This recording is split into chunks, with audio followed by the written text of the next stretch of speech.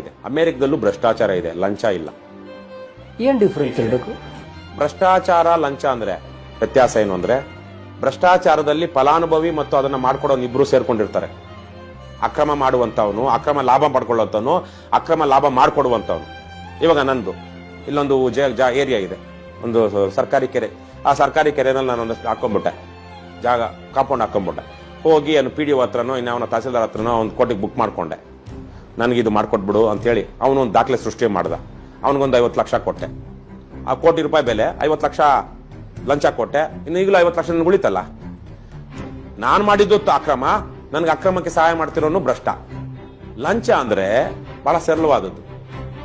ನಮಗೆ ಆ ಸರ್ಕಾರಿ ಅಧಿಕಾರಿ ನಮ್ದು ನ್ಯಾಯಬದ್ಧವಾದ ಕೆಲಸ, ರೇಷನ್ ಕಾರ್ಡ್ ತಗೊಳ್ಳೋದು, ಕ್ಯಾಸ್ಟ್ ಸರ್ಟಿಫಿಕೇಟ್ ತಗೊಳ್ಳೋದು, ಇನ್ಕಮ್ ಸರ್ಟಿಫಿಕೇಟ್ ತಗೊಳ್ಳೋದು, ಮಾಸಾಶನ ತಗೊಳ್ಳೋದು, ನನ್ನ ಹಕ್ಕದಕ್ಕೆ. ಉದಾಹರಣೆ ಡಿಎಲ್ ಬೇಡ, ಸ್ವಲ್ಪ ಸರಳವಾಗಿ ಇಟ್ಕೊಳ್ಳೋಣ. ಇನ್ನು 60 ವರ್ಷ ಆದವರಿಗೆ ವೃದ್ಧಾಪ್ಯ ವೇತನ ಅಂತ ಕೊಡಬೇಕು.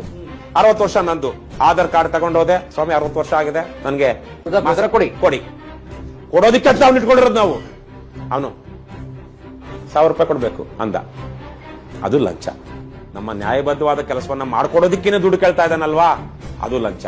ಭ್ರಷ್ಟಾಚಾರ ಅಂದ್ರೆ ಇಬ್ರು ಪಾಪಿಗಳು ಮಿಂಗಲಾಗೋದು.